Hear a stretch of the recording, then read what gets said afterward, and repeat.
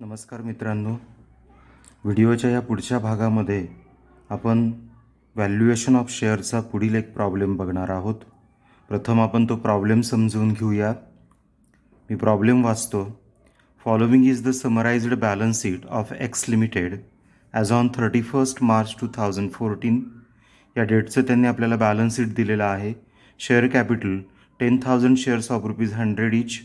त्यानंतर reserve fund आहे, depreciation fund of plant and machinery आहे, वर्कमॅन ॲक्सिडेंट कॉम्पेन्सेशन फंड आहे.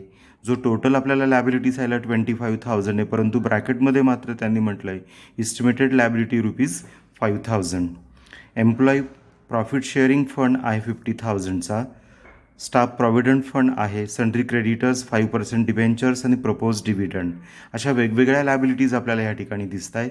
त्याचप्रमाणे ॲसेट साईडला land and building, plant and machinery, goodwill, patent rights, stock, debtors. ज्या डेटर्समधनं त्यांनी प्रोव्हिजन 20,000 डिडक्ट करून मग 1,80,000 आउटरला घेतलेले आहेत. इन्व्हेस्टमेंट आहे, कॅश आहे. अशा ॲसेट्स अँड लॅबिलिटीज असलेलं हे जे बॅलन्स शीट आहे, दोन्ही बाजूंची टोटल दिसते आपल्याला 22,20,000. आणि मग ते आपल्याला या प्रॉब्लेममध्ये सांगतात की find out the intrinsic value of each share taking into consideration the following. आणि मग पुढील ॲडजस्टमेंट कन्सिडर करून आपल्याला प्रत्येक भागाची इंट्रेन्सिक व्हॅल्यू त्यांनी कॅल्क्युलेट करायला सांगितलेली आहे. फर्स्ट ॲडजस्टमेंट आहे depreciation fund is in excess by ₹10,000 than the amount of actual depreciation. आता इकडे बघा, लॅबिलिटी साईडला depreciation fund of plant and machinery प्रत्यक्षात इथं दिसतोय बॅलन्स शीटच्या लॅबिलिटी साईडला 50,000, परंतु ॲडजस्टमेंटमध्ये काय म्हणतात ते की हा प्रत्यक्षापेक्षा तो 10,000 जास्त आहे. म्हणजेच तुम्हाला हा डेप्रिसिएशन फंड काय करावा लागणार आहे, 10,000ने रिड्यूस करावा लागणार आहे. त्यानंतर debtors are all considered good. जरी या ठिकाणी ॲसेट साईडला डेटर्स आपल्याला 2 लाख्समधनं प्रोव्हिजनचे 20,000 मायनस करून 1,80,000 या ठिकाणी घेत असताना दिसले असले तरी आपल्याला ते काय म्हणतात, debtors are all considered good. त्यामुळे आपल्याला 1,80,000 ही रिअलायझेबल व्हॅल्यू न घेता 2 लाख्स एवढी घ्यावी लागणार आहे, कारण ह्या प्रोव्हिजनची गरज नाही आहे, कारण संपूर्ण डेटर्स आपले कलेक्ट होत आहे. त्यानंतर ते म्हणतात interest on debentures for half year is to be provided. इथं हे जे काही लॅबिलिटी साईडला 5% डिबेंचर्सचे 2 लाखचे, तर या 2 लाख्सवर 5% प्रमाणे फॉर 6 मंथ्स अजूनही आपल्याला आउटस्टँडिंग इंटरेस्ट पेड करणं बाकी आहे. पुढे म्हणतायत ते the market value of the assets are as under. आणि त्यामध्ये मग 2 ॲडजस्टमेंट आहे. Number 1, stock valued at cost less by ₹10,000 compared to its market value. तर या ठिकाणी जो काही स्टॉक आहे तो मार्केट व्हॅल्यूपेक्षा 10,000 तुम्हाला काय करायला सांगितलेला आहे, कमी करायला सांगितलेला दिसतोय. आणि value of patent rights exceed by ₹25,000. इथं हे जे काही 1,75,000 दिसत आहे पेटंट राईटचे, तर त्यातनं तुम्हाला तर ते 25,000 आणि त्याचं व्हॅल्युएशन जास्त आहे, म्हणजेच ते तुम्हाला कमी करावं लागणार आहे. आणि शेवटी म्हणतात depreciation on building ₹50,000 has remained to be charge. अजून तुम्हाला डेप्रिसिएशन ₹50,000 चार्ज करणं बाकी आहे. तर हा असा प्रॉब्लेम आहे आणि ह्या प्रॉब्लेमद्वारे आपल्याला ह्या एक्स लिमिटेडची प्रत्येक शेअरची जी काही इंट्रेन्सिक व्हॅल्यू आहे तर ती कॅल्क्युलेट करायची आहे. तर चला मित्रांनो, आपण आता एक्स लिमिटेडच्या प्रत्येक शेअरची इंट्रेन्सिक व्हॅल्यू कशा पद्धतीने कॅल्क्युलेट करायची तर ते बघूया. या ठिकाणी आपण म्हणूया calculation of intrinsic value of shares. तर ती आता या ठिकाणी आपल्याला कॅल्क्युलेट करायची आहे. तर मित्रांनो, calculation of intrinsic value of शेअर्ससाठी प्रथम आपण काय कॅल्क्युलेट करायचं असतं, तर संबंधित कंपनीच्या नेट ॲसेट कॅल्क्युलेट करायचे असतात. म्हणून या ठिकाणी मी लिहितो नेट ॲसेट्स. बरोबर, नेट ॲसेट्स. मग नेट ॲसेट्स कॅल्क्युलेट करण्यासाठी आपल्याला काय माहीत असलं पाहिजे, तर प्रेझेंट व्हॅल्यू ऑफ ॲसेट्स. बरोबर. आणि मग मी हे इनर आणि आउटरचे 2 अमाऊंटचे कॉलम तयार करतो. तर चला मित्रांनो, आता आपण नेट ॲसेट कॅल्क्युलेट करण्यासाठी प्रथम ज्या काही आपल्याला वेगवेगळ्या ॲसेट्स दिलेल्या आहे तर त्यांच्या ज्या काही प्रेझेंट व्हॅल्यू आहे तर ती घेऊया. प्रथम आहे लँड अँड बिल्डिंग, तर ती घेतो मी या ठिकाणी. Land and building. Land and बिल्डिंगची बुक व्हॅल्यू या ठिकाणी प्रॉब्लेममध्ये 8 लाख रुपीज दिसते, परंतु या संदर्भात आपल्याला सगळ्यात शेवटची ॲडजस्टमेंट काय दिलेली वाचा. Depreciation on building ₹50,000 has remained to be charged. या लँड अँड बिल्डिंगच्या 8 लाख रुपीजवरती अजून आपल्याला काय करायचं आहे तर 50,000चं डेप्रिसिएशन चार्ज करायचं बाकी आहे. म्हणून या ठिकाणी लँड अँड बिल्डिंगची जरी रक्कम आपल्याला 8 लाख रुपीज दिलेली असली तरी ह्या 8 लॅक्समधनं 50,000 डेप्रिसिएशनचे मायनस करून शिल्लक राहतात 7,50,000. एवढीच रक्कम आपल्याला या ठिकाणी लँड अँड बिल्डिंगची प्रेझेंट व्हॅल्यू ऑफ ॲसेट्स म्हणून घेता येईल. पुढे आहे प्लांट अँड मशिनरी. तर प्लांट अँड मशिनरीची रक्कम इथे बघा मित्रांनो किती दिसते आपल्याला 7 लाख. ती थोडा वेळ मी इथे इनरच्याही इनर कॉलमला लिहितो 7 लाख आणि त्यावर आपल्याला ॲडजस्टमेंट दिसते. काय आहे तर ती वाचूया आपण. Depreciation fund is in excess by ₹10,000 than the amount of actual depreciation. Depreciation फंडाची रक्कम प्रत्यक्षात जेवढं डेप्रिसिएशन आहे त्यापेक्षा 10,000 रुपयांनी जास्त आहे. मग चला बरं, हा डेप्रिसिएशन फंड कुठे दिलेला आहे आपल्याला तर बॅलन्स शीटच्या लॅबिलिटी साईडला हा थर्ड आयटम बघा. Depreciation fund of plant and machinery ₹50,000. मग हे 50,000 आपल्याला या 7 लाखमधनं डिडक्ट करता येतील का तर नाही. तर ती किती रुपयाने जास्त आहे 10,000ने. मग ते 10,000 काढून टाका एक्सेसची रक्कम. मग 50,000मधनं 10,000 गेले, शिल्लक किती राहतात 40,000. म्हणून या 7 लॅक्समधनं 50,000 मायनस न करता आपण डेप्रिसिएशन फंडाची किती रक्कम मायनस करणार आहोत तर 40,000. म्हणून या 7 लॅक्समधनं मी 40,000 मायनस केले आणि या ठिकाणी इनर कॉलमला प्लांट अँड मशिनरीची रक्कम 6,60,000 या ठिकाणी घेतली. त्यानंतर मित्रांनो पुढे आहे गुडविल. चला मग मी पुढचं टायटल लिहितो गुडविल. मग आता गुडविलच्या बाबतीत मात्र आपल्याला प्रॉब्लेममध्ये कुठेच ॲडजस्टमेंट सांगितलेली नाही. त्यामुळे जी काही बुक व्हॅल्यू तुम्हाला इथं ॲसेट साईडला दिसते तीच आपल्याला प्रेझेंट व्हॅल्यू ऑफ ॲसेट म्हणून घ्यावी लागेल. पुढची ॲसेट आहे पेटंट्स राईट. मग ती घेतो मी पेटंट्स राईट. आणि पेटंट राईटची बुक व्हॅल्यू 1,75,000 आहे, परंतु त्या संदर्भात आपल्याला फोर्थमध्ये बी नावाची ॲडजस्टमेंट दिलेली आहे बघा. Value of patent rights exceeds by ₹25,000. तर हा जो काही बॅलन्स आहे 1,75,000चा हा किती रुपयाने जास्त असं ते म्हणतात तर 25,000. मग ते 25,000 काढून टाका म्हणजेच किती शिल्लक राहिले 1,50,000. म्हणून पेटंट राईटची रक्कम जरी बुक व्हॅल्यू या ठिकाणी 1,75,000 असली तरी ॲक्च्युअल घ्यायची किती 1,50,000 एवढीच आपल्याला घ्यावी लागेल. पुढे घ्या.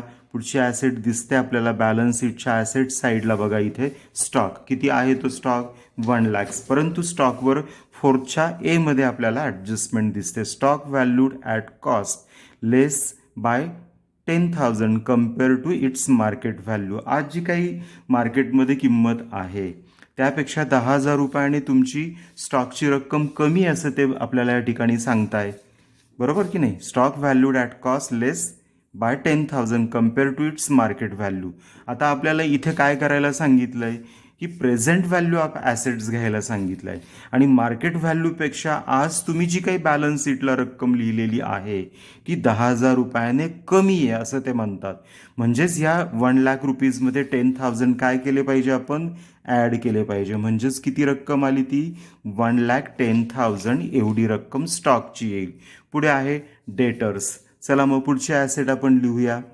डेटर्स. आता डेटर्सच्या बाबतीत सुद्धा ॲडजस्टमेंट आहे. सेकंड ॲडजस्टमेंट वाचा. Debtors are all considered good.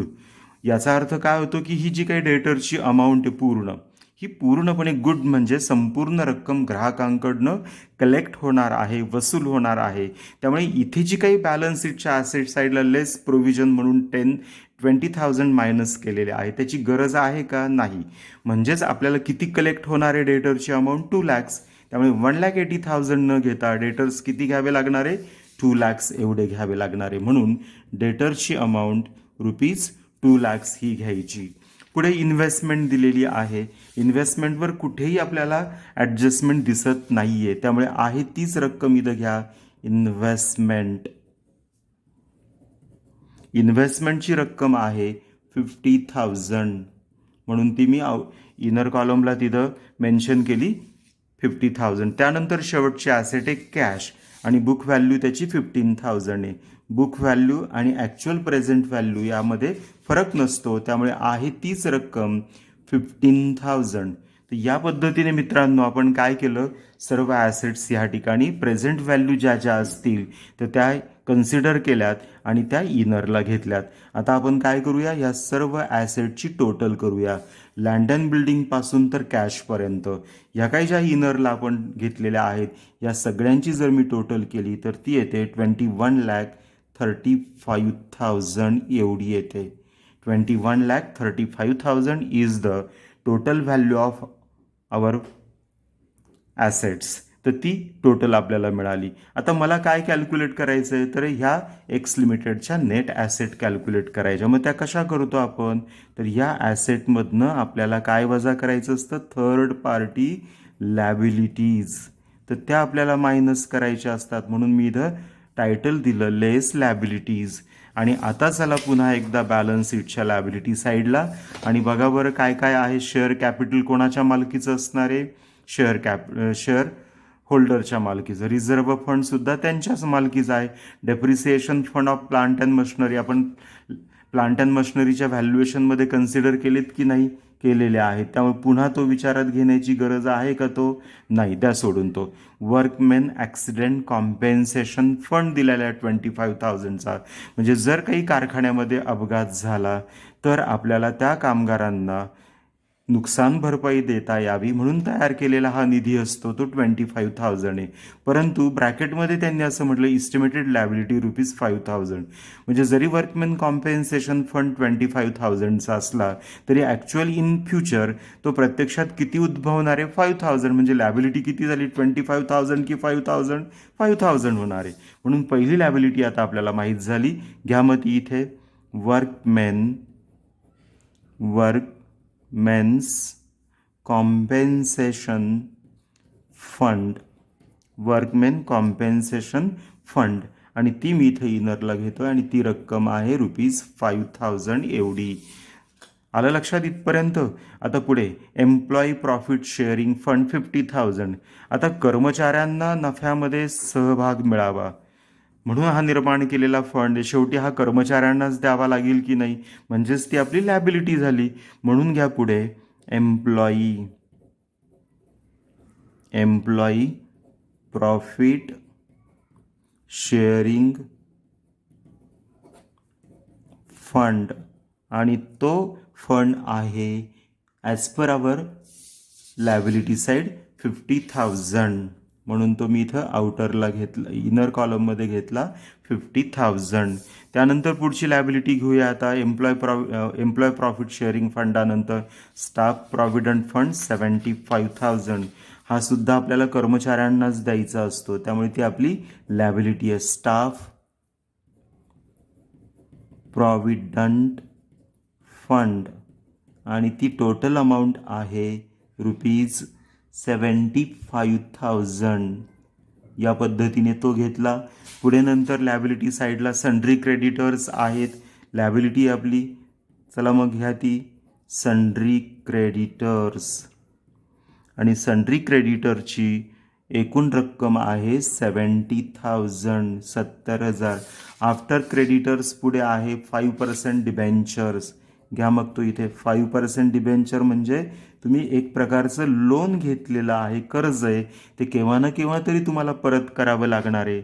म्हणून मग मी ते इथे इनरला थोडा वेळ घेतो, कारण त्यावर ॲडजस्टमेंट आहे 2 lakhs रुपीज. आणि काय ॲडजस्टमेंट आहे वाचूया बरं आपण. आणि ती ॲडजस्टमेंट आपल्याला दिलेली आहे थर्डमध्ये बघा. Interest on debentures for half year is to be provided.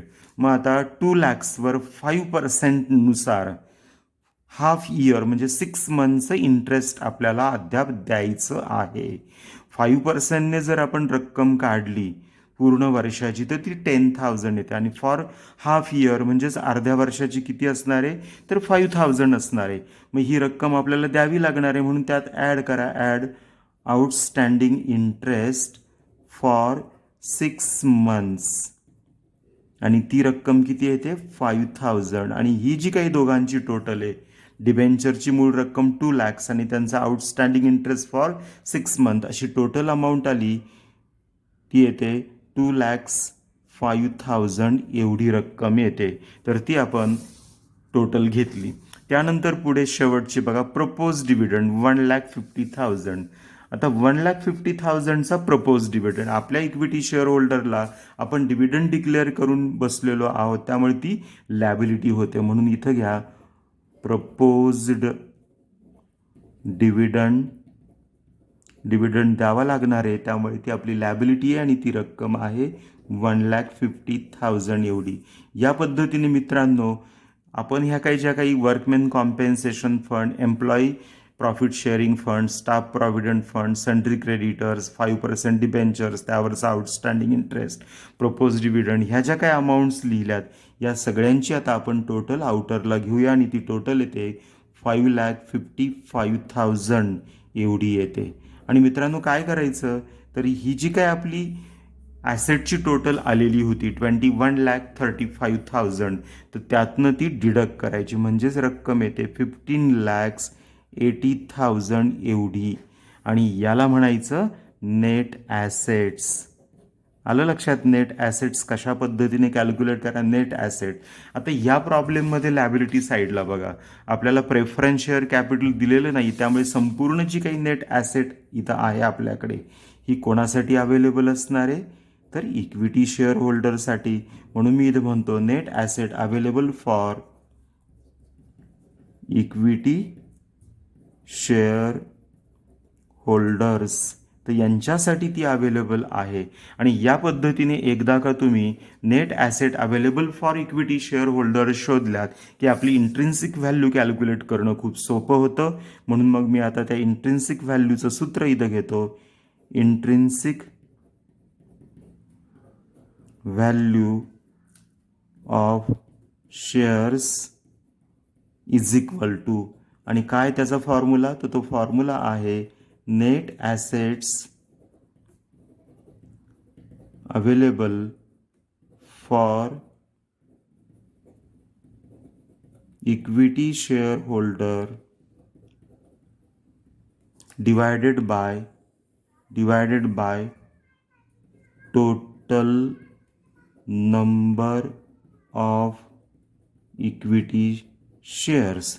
मग चला मित्रांनो आता आपण फिगर टाकूया. Net asset available for equity share holder just आपण कॅल्क्युलेट केला की नाही, किती होत्या त्या 15,80,000 एवढ्या net asset divided by total number of equity shares. मग आता चला पुन्हा एकदा आपण आपल्या प्रॉब्लेमच्या लॅबिलिटी साईडला, शेअर कॅपिटल 10,000 शेअर्स ऑफ ₹100 इच. 10,000 हे नंबर आहेत, म्हणून 10,000 या शेअरच्या संख्येने काय करायचं, डिवाइड करायचं. आणि मग आता 15,80,000 divided by 10,000 is equal to, आणि आपलं आन्सर येतं intrinsic value per share is 158. तर हे आहे आपल्या एका शेअरची इंट्रिन्सिक व्हॅल्यू, किंवा एका शेअरच्या पाठीमागे आपण एवढ्या ॲसेटचं पाठबळ उभं करत असतो, हे यावरनं आपल्या लक्षात येतं. तर या पद्धतीने फक्त एकच मेथड जर तुम्हाला प्रॉब्लेममध्ये सॉल्व करायला सांगितली असेल तर ती या पद्धतीने आपल्याला सॉल्व करता येते.